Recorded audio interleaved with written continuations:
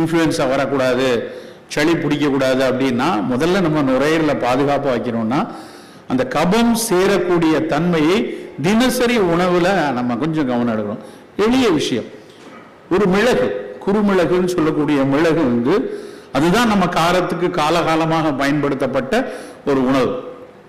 ஆனா அந்த மிளகு வெறும் காரம் மட்டும் தான் கொடுக்குதா அப்படின்னு பாத்தீங்கன்னா, இந்த மிளகில் நடத்தியிருந்த ஆய்வுகளை நினைச்சு பார்த்தா மலைப்பா இருக்கும்.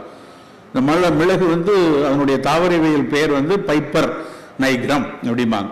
இந்த பைப்பர் நைக்ரம்ல பைப்பரின் அப்படின்னு ஆல்கலைடு இருக்கு.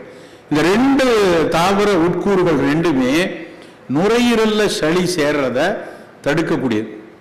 நுரையீரல்ல மூச்சுக்குழல் சுருக்கம் உருவாறது, பிராங்கோ கன்ஸ்ட்ரிக்ஷன் அப்படிம்பாங்க.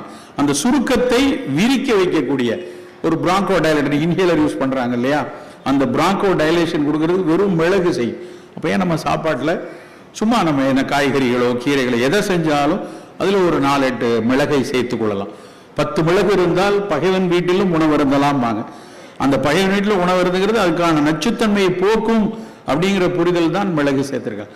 ஸோ உணவுல மிளகு சேர்த்துக்கணும். இந்த மழை காலங்களில் நம்ம நுரையீரலை சரியா வச்சுக்கிறதுக்கு அப்படின்னு ஒரு சின்ன மெனக்கடல் அப்படின்னா மிளகு.